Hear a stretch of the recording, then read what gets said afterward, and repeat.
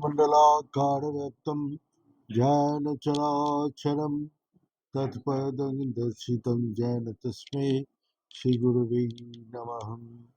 गुरु ब्रह्मा गुरु विष्णु गुरुदेव महेश्वर गुरु साक्षात् परं ब्रह्म तस्मै श्री गुरुवे कर्पूरगौरं करुणावतारं संसारसारं भुजगेन्द्रहारं सदा वसन्तं हृदयारविन्दे भवानी सेतं नमामि तमेव माता सविता तमेव बन्धो सखा तमेव विद्यार्थिनं तमेव सर्वं मम देव ॐ पूर्णमद पूर्णमिदं पूर्णात् पूर्णमुदच्यते पूर्णस्य पूर्णमादाय पूर्णमेवावशिष्यते ॐ शान्ति शान्ति शान्ति। नारायण हरि ओम् नारायण हरि ओम् शिव शिव ओम् हर हर ओम् शिव शिव ओम् हर हर ओम् नारायण हरि ओम् नारायण हरि ओम् परमात्मा अंतर्यामी परमात्मा अंतर्यामी परमात्मा अंतर्यामी परमात्मा अंतर्यामी नारायण हरि ओम् नारायण हरि ओम् शिव शिव ओम् हर हर ओम् शिव शिव ओम् हर हर ओम् नारायण हरि ओम् नारायण हरि ओम् नारायण हरि ओम्।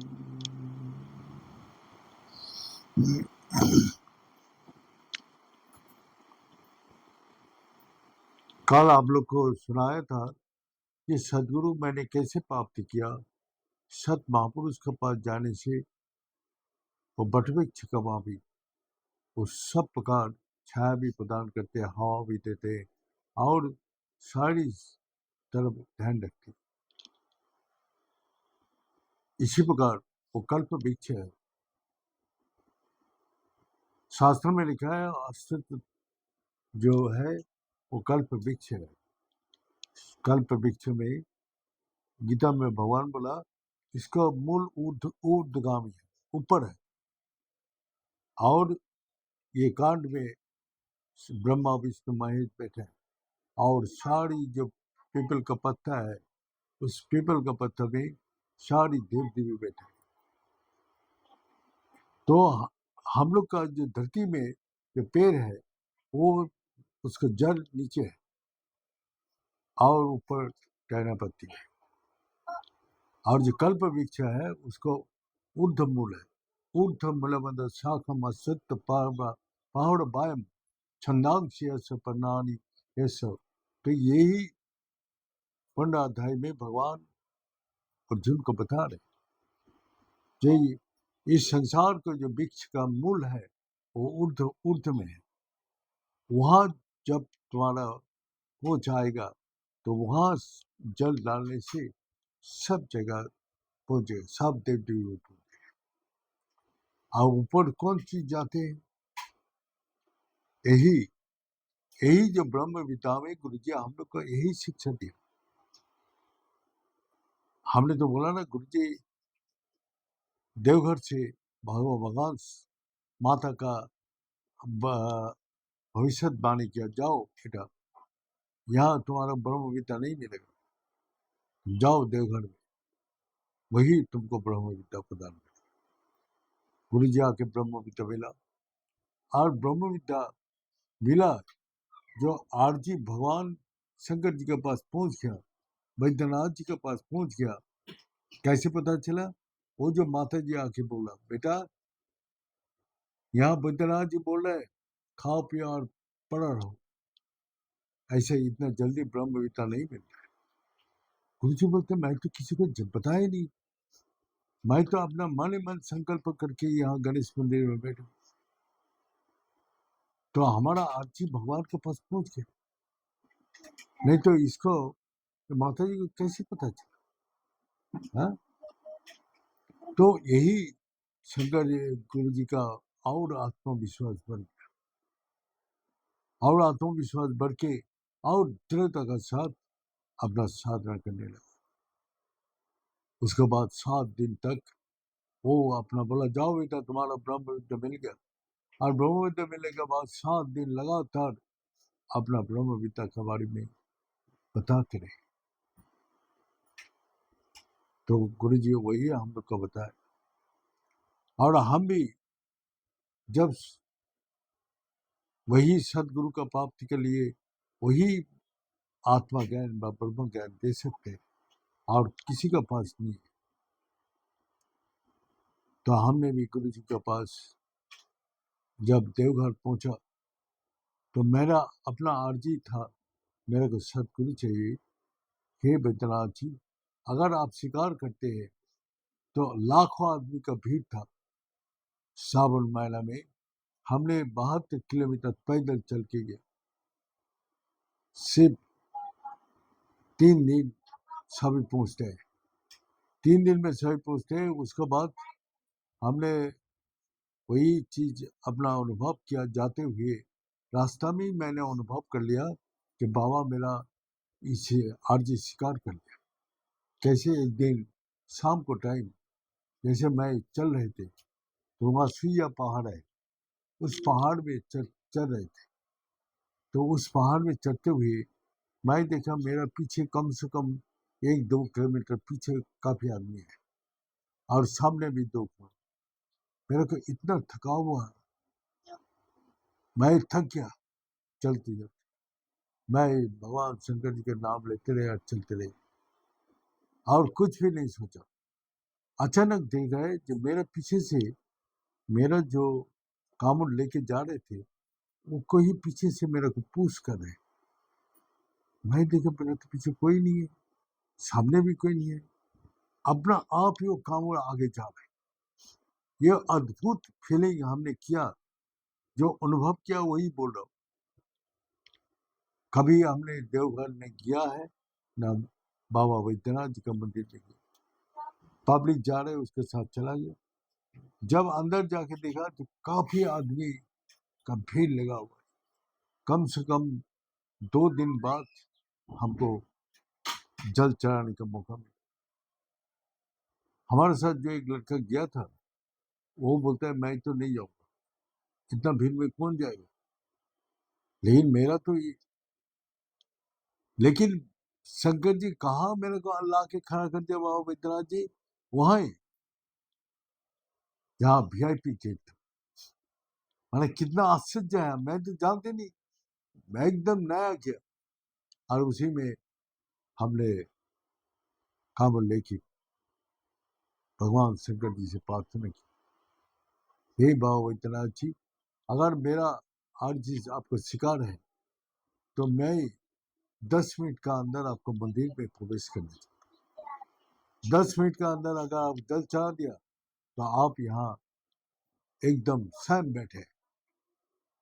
और मैं 10 मिनट का अंदर ही चला गया। कैसे? एक वीआईपी जा रहे थे, मैं उसके साथ चला गया। कोई कुछ नहीं बोला, पुलिस वाला भी, ये भी। और मैं 10 मिनट के अंदर बैठ के उतना भीड़ में अंदर गया और बाबा वैद्यनाथ जी के चल चल हमारा आरती पूरी हो। और उसी में 1 साल का मैं टाइम दिया। 1 साल का अंदर गुरु जी मिला और गुरु जी बोला कि हाँ, हम वही ब्रह्म विद्या प्रदान करेंगे और वही आत्मा ज्ञानी और कुछ भी नहीं। तो जब हमने बोला हमको अनुभूति होना चाहिए, अगर नहीं हो रहा है तो फिर मैं छोड़ के चला जाऊँ। जो बालक अवस्था में थोड़ा ईगो हर्टी होता है, तो हमने बोला अगर नहीं होगा तो मैं छोड़ के चला। वही वाला पात्र है तो तुम्हारा पात्र का ऊपर डिपेंड करता है। तो गुरु जी जब ले जाके मेरा को मंत्र दिया और कौशल बताया, जब अपना यहाँ टच किया तो एकदम एक बिंदु में लय हो। एक बिंदु का अंदर वो सारी जैसे शरीर मन बुद्धि उसी में लय होती जा रहा, और वो बिंदु महाकाश में तीव्र गति से जा रहे। मैं शरीर बहुत भूल गया, मैं बिंदु में स्थिर हूँ। और गुरु जी उसी में हमको पकड़ के अपना बिठा दिया। तो मैं कुछ देर बाद सारी दुनिया देखने लगा, इसको क्या हुआ क्या हुआ। लेकिन अनुभूति तो किसी को बोल के समझा नहीं सकते, लेकिन मेरा अंदर वो आनंद का अनुभूति हो गया। और मैं गुरु जी से पूछा, गुरु जी ये साधना हम तीव्र गति से आगे जाना चाहते, क्या करना चाहिए? तो गुरु जी 3 बात बताए। हमने बहुत सत्संग में बताया ये 3 बात। जो सर्व संग विवर्जित, और क्या, सात्विक आहार और 3 घंटे निद्रा सो। हमने बोला ठीक है, अब जो बोल रहे मैं वही करूंगा। और बस सब संगों को त्याग कर दिया। उस समय तब मैं घर भी था, किसी से बात नहीं करता। तो बात ना करने से मेरे पास कोई आते नहीं, बोलते नहीं, बैठते नहीं। निरंतर मैं साधना में लीन था। तो उसी समय हमने अनुभूति किया, एक दिन जैसे सुबह उठ के 3 बजे उठ के ध्यान में बैठा हुआ था, देख रहा है नारद जी एक तेज गति में नदी बह रहे, और नारद जी बिना बजाते हुए वो इस पार आ रहे। इस पार में 2 बालक खड़ा हुआ और बिना बजरे नाव अपना आप ही चले। एक बालक को उठाया और दूसरा बालक को बोला जाओ, तुम्हारा नहीं है। जो बालक को उठाया वो मैं ही हूँ। उसके बाद मैं गुरु जी के पास गया, गुरु जी के मिलने आया। तो हमने सुना गुरु जी आया है, तो गुरु जी से मिलने गया। गुरु जी बोला आज रुक मेरे पास। मैं किसी को बताया नहीं, कुछ नहीं। बोला ठीक है गुरु जी, रुक जाएंगे। हमने रुक गया। तो गुरु जी हमको बोला जी तुम्हारा बस तो कुछ भी नहीं है, एक ही कपड़ा पहन के गया था। बोला ठीक है, तुम एक काम करो, ये जो है तुम हमारा गेरू कपड़ा पहले वो दिन दिया। और गेरू कपड़ा पहन के जब मैंने साधना करने लगा तो एक लाइट में एकदम बिल्कुल लीन हो गया, समाधि में। 3 घंटा 3.5 घंटा निरंतर बैठा। तो सारी भक्त लोग देखने लगा ये लड़का कौन है, कोई पहचानते नहीं था मेरे को, ये लड़का कौन है। तो मैं, गुरु जी बोला ये नया लड़का है। मैं किसी से बात ही नहीं करता था। तो गुरु जी का वो पहले दिन वही हमने अनुभव किया कि गुरु जी का पिना हुआ कपड़ा में बैठ के साधना किया, और उसी में मेरे को पहला और भी ज्यादा प्रकाश का अनुभूति होने लगा। और इसी दौरान मैं आश्रम का, ऋषिकेश में जो आश्रम है, यहाँ से बैठ के मैं सब कुछ देखने लगा। क्या रंग था, कैसे बिल्डिंग में लिखा हुआ है साधन संघ आश्रम। आज भी मैं वो जो देखा था यहाँ ध्यान में, तो वो अभी तक मैंने उसको सुरक्षित रखा, तोड़ने नहीं दिया। तो वही यहाँ से बैठ के मैं सब कुछ दिखाई देते हैं। उसी प्रकार गुरुजी बोला, जितना तुम्हारा स्थिर होगा तो 3 घंटे करके निर्ध्यासन कर। और उसके बाद फिर मैंने अपना गुरुजी आश्रम बुलाया, और आश्रम बुला के फिर उसमें बोला, हमने वहां जाकर अपार आनंद, अपार शांति, अपार सुख का अनुभूति होने लगा। एक दैविक शक्ति ऋषिकेश में चारों तरफ फैला हुआ था। मैं दिन मान काम में लगा रहता था, रात भर साधना में लगा रहता। इसी प्रकार मैं जब साधना कर रहे थे, उस टाइम साधना का समय मेरा को यही महसूस हुआ, साधना करते हुए जो और भी आनंद और महाकाश में सारी शरीर विलीन होने लगा। सारी शरीर जो विलीन हो रहे थे महाकाश में, एक प्रकाश जैसा हमारा मालूम होता है, ये देही प्रकाश स्वरूप, जैसा आग जलते हैं, आग के जलते हुए जो प्रकाश आते हैं, इतना तेज लाइट। मैं अपना ये देह को बोध नहीं कर पाता, और देह एकदम उसमें लीन हो।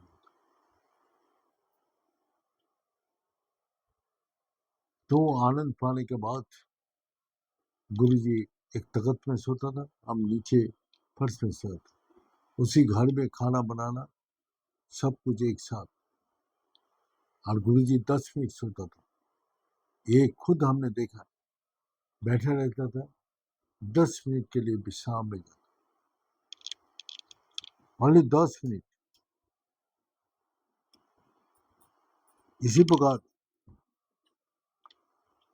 10 मिनट का विश्राम में उठ के फिर अपना बैठ जाता। गुरुजी का लंबी समय तक वो उपवास होने के कारण गुरुजी उसको, लेकिन हम लोग का तो नया नया गया था, तो हम लोग को बोला, तू तो सोते रहते, या सोने के लिए आया या जगने के लिए आया, तो क्या सोएगा तो खोएगा, अगर जगेगा सब कुछ पाएगा। तो गुरुजी बोलना और उसी प्रकार आचरण करना बहुत दृढ़ता चाहिए, बहुत मजबूत होना चाहिए। तो वही हमने बोला, ठीक है गुरुजी जिस बोलते हैं आप वही का मैं करूँगा, क्योंकि हमारा इस साधना के लिए अपना सब कुछ समर्पित है, इसीलिए हम इससे आप जो बोलेंगे वही करेंगे। इसी प्रकार गुरु जी का साथ रहते हुए जो आनंद मिला, हमने गुरु जी को बोला, गुरु जी, और मैं घर में वापस नहीं जाना चाहता, मैं यहाँ ऋषिकेश में रहना चाहता। तो गुरु जी बोला, घर में चिट्ठी लिखो, ऐसा नहीं होता है। बोले ये तो ठगबाज है, बोला हमारा बेटा को ठग के ले गया। हाँ, तो हमारा ठीक है, चिट्ठी लिख दिया। चिट्ठी में वही जो आया उत्तर, बोले तुम एक बार यहाँ आके मिलो, मिल के फिर अपना जो करना है करो। तो हमने वही किया, गुरु जी के चिट्ठी दिखा, गुरु जी बोला चलो देवघर में जाके अपना अपना मंत्र दीक्षा लेके फिर चला जाओ। तो हमने हमने गुरु जी जैसा बोला ऐसे ही अपना किया हमने, जैसा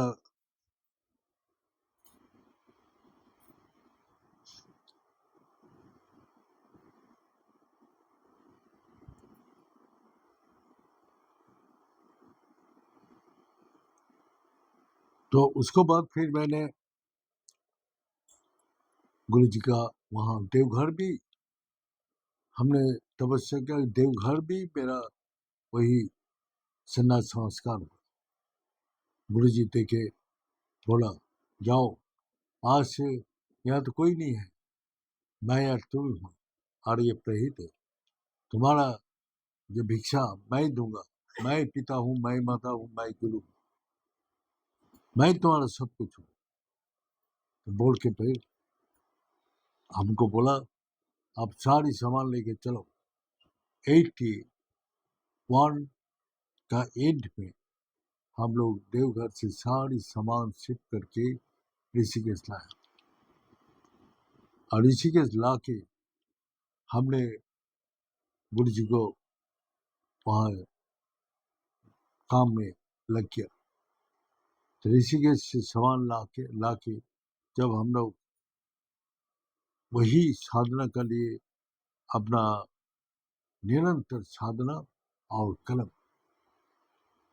उसके बाद 83 में अक्षय नवमी में सर्दी का टाइम, तो उसी टाइम फिर अक्षय में मंदिर का निर्माण शुरू हुआ, और वो भी एक गुरु जी का बहुत माने डिवोटेड भक्त, जैसा समर्पित भक्त। हाँ, और जो आलोक का उसको उसको ये आते हैं, आलोक आते हैं, तो आलोक का देश हम याद, कोई शर्त नहीं, कोई कुछ नहीं। उसने बोला हम गुरु जी आपका आश्रम में मंदिर बना दो, गुरु जी आदेश किया, और खुद खड़ा होके, खुद अपना लेबर का वहाँ पे काम करके उस मंदिर को खड़ा किया। इसमें आज वही उसका दादाजी इतना माने भक्तिमान था, जो दिल्ली में इतना कुछ होने के बाद भी उसने सब छोड़ छाड़ के 40 दिन सिर्फ फलाहार खा करके मौन रह के साधना किया। आज तक और कोई नहीं करता है। 40 दिन दिल्ली से आता था, सब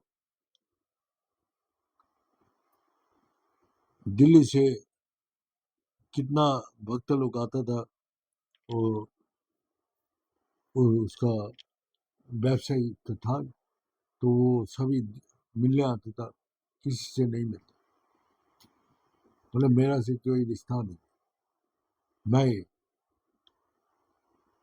संसार का सारी ड्यूटी पूरा कर दिया, अब मैं इसी रास्ते में चलूं। तो उसका दादाजी का धीरे था, और वो भी मेरा रूप में सोता था, मैं और वही अलक दादाजी एक साथ सोना, साधना करना। तो मेरा तो उस समय 26-27 साल का उम्र था, और उसको तब 60-65 साल का उम्र था, उससे ज्यादा होगा तो कम नहीं। तो उसके बाद फिर आज तक वही भक्त नहीं आया जो ऐसे साधना की। एक ही है, हम तो सबको बोलते आओ साधना करो, लेकिन छोड़ के जाके ऐसे दृढ़ता साथ साधना, उस समय तो कुछ भी नहीं था, लेकिन उसने किया।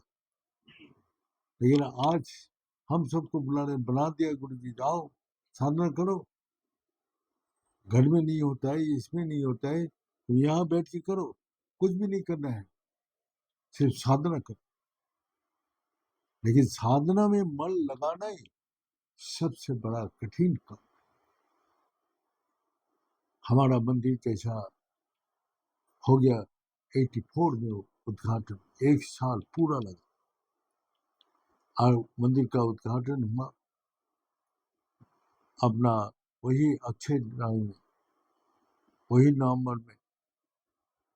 हमको अभी भी याद है जब उस दिन जब मंदिर उद्घाटन हो रहे थे तब इंदिरा गांधी का देहांत हो गया। तो सब बोला जो लाइट उट बंद करो, ये करो, सब तो हम लोग कर दिया, लेकिन मंदिर का काज में कोई रुकावट नहीं है। शंकर जी ने सब कुछ पूरा कर।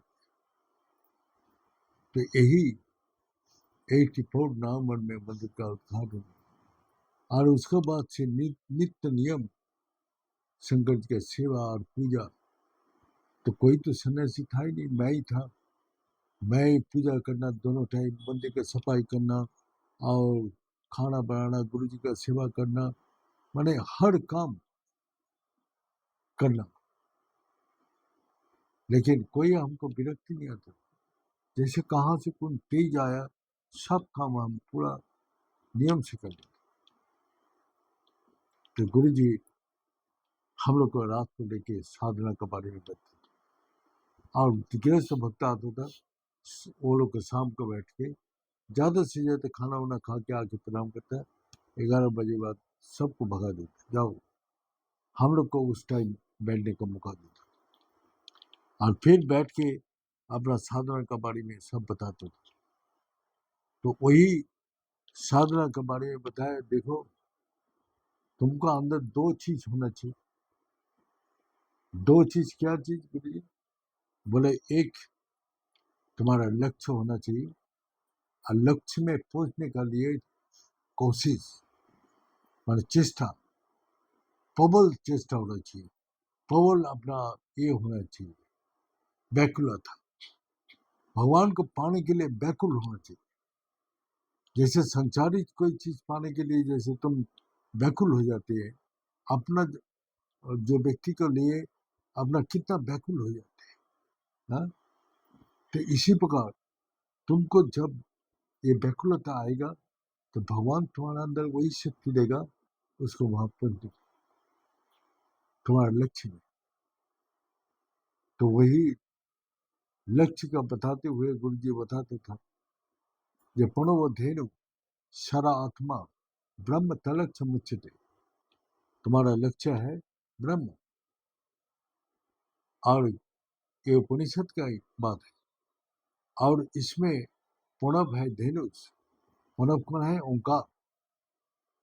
तो ओंकार धेनुष है, शरा आत्मा मैं आत्मा हूँ, वो तीर है। और तीर और धनुष खींच के तुम्हारा लक्ष्य क्या है? ब्रह्म तलक्ष्य उचित। ब्रह्म तुम्हारा एक लक्ष्य है, वहां पहुंचने के। और उसके बाद तुम उस लक्ष्य में पहुंचने के लिए तुमको क्या करना पड़ेगा? अप्रमत्त, प्रमाद रहित, मन बुद्धि देह का जो प्रमाद है, चंचलपन, इधर उधर भागना, इधर उधर सोचना, इधर उधर अपना बुद्धि बैठे तब भी उधर उधर जाना, अपने मन बुद्धि को अपना नियंत्रण में रखना। तो जो स्थिर हो पाएगा वही लक्ष्य को पाते हैं। तो उसके बाद क्या बोला, सबसे बड़ा इंटरेस्टिंग वही बात है, जब तीर और धनुष जब छोड़ देते हैं, जब तीर निकल जाते धनुष से, तो उसके बाद क्या आपको कंट्रोल में कुछ रहते हैं? हाँ? अगर आपका लक्ष्य ठीक है तो लक्ष्य की तरफ जा रहे, तो आपको तो और कुछ चेष्टा नहीं, वैसे आप निष्क्रिय होकर बैठे वो लक्ष्य। तो वही बोला अप्रमत्त वेद भ्रम, तभी वो तुमको वही वेद कर सकते, वही पहुंचा सकते। तो इसीलिए हमारा गुरु जी हम लोग को बताया, ये दोनों चीज होना चाहिए, तुम्हारा लक्ष्य और तुम्हारा प्रमाद रहित मन बुद्धि इंद्रिय। अगर प्रमाद रहेगा तो कभी नहीं पहुंच सकते। कितना भी तुमको हम ब्रह्म विद्या दे दो, उस विद्या को जब तक तुम पढ़ोगे नहीं, किताब तो ज्ञान सारी लिखा हुआ है, जब पढ़ोगे तो ज्ञान कहाँ जाएगा? किताब जब पढ़ के उस ज्ञान कहाँ जाएगा? हमारा अंदर ही तो जाएगा, है ना, बाहर चला जाएगा। जब हम किताब पढ़ेंगे तभी तो हमारा अंदर ज्ञान आएगा। तो उसी प्रकार तुम करोगे तभी तो तुम्हारा वही अनुभूति होगा। तो प्रमाद रहित होना पर, जब तक प्रमाद रहेगा तब तक तुम वहां पहुंच नहीं सकते। हम तुमको जुक्ति बता देता, जुक्ति से मुक्ति है, लेकिन अगर जुक्ति को लगा के नहीं बैठोगे तो नहीं वहां पहुंच सकते। तो इसलिए गुरु जी बोलते हैं दो बात, एक लक्ष्य और एक प्रमाद रहित। इस संसार में जो भी घुस गया उसका मन प्रमाद रहित नहीं हो सकते। बहुत पुरस्कार जो करते हैं वही प्रमाद रहित हो सकते। नहीं तो ध्यान का टाइम सारी संसार का बात दिमाग में घूमते रहेगा, सारी मन में घूमते रहेगा, और शरीर साथ नहीं देगा। वो हो गया, चलो उठो उठो उठो।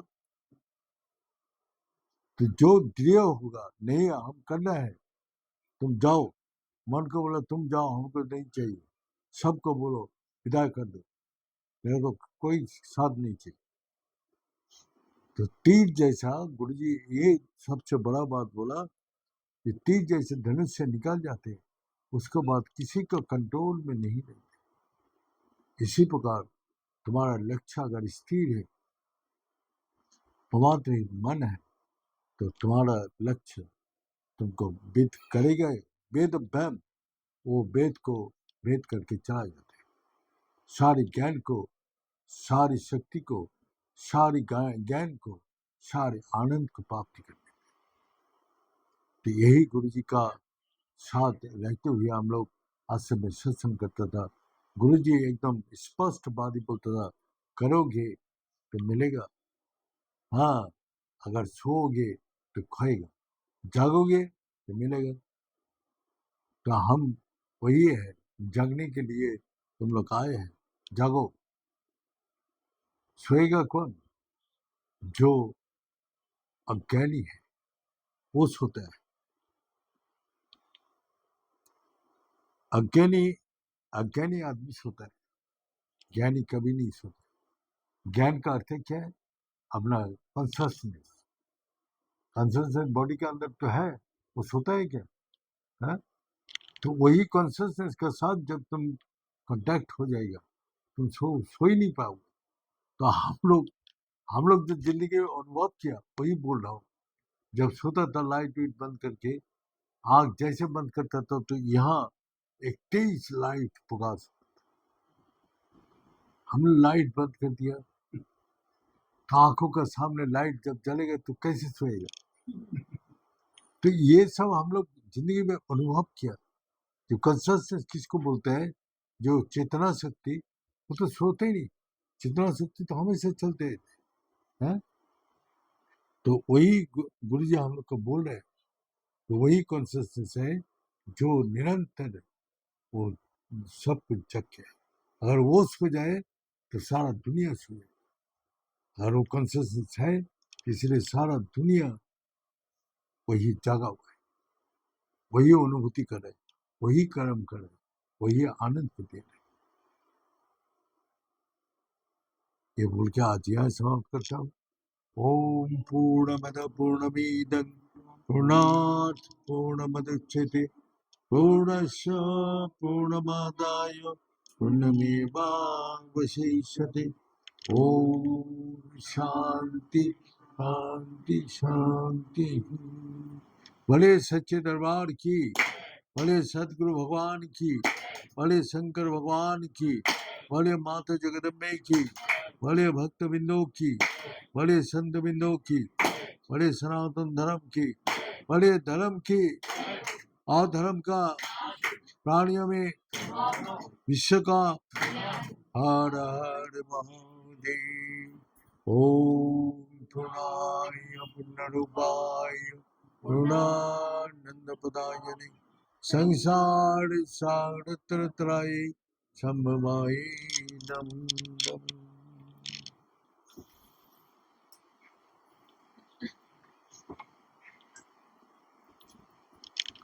उठाई